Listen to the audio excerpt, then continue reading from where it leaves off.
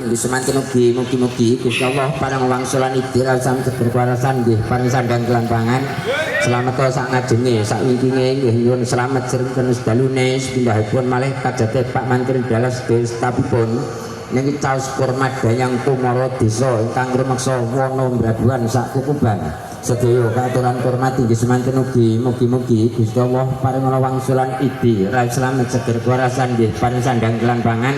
selamat sak ngajenge sak wingkinge nggih nyuwun slamet sirenten sedalune pindhahipun malih kajate Pak Mantri Dalas Destapipun niki sami angaturi Bapak Kas lan Ibu Kaca sepindhahipun malih angaturi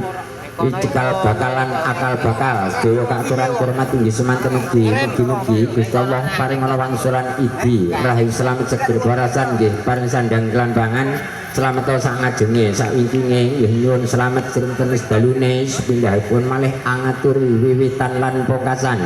sepindhahipun malih angaturi akal bakal cikal bakal ingkang bakali bumi mbrabuhan sak kukuban sedaya katuran hormat inggih semanten mugi-mugi Gusti Allah paring wangsulan idi raih salam seger warasan nggih paring sandang kelambangan selamat sak ngajenge sak wingkinge nggih nyuwun slamet sirenten sedalune sepindhahipun malih kajate Pak Mantri Dalas Destapipun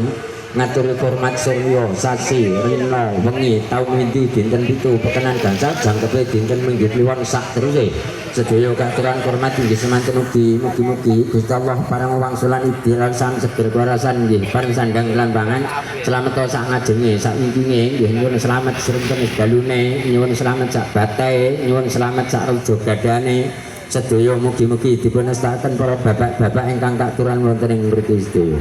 Bapak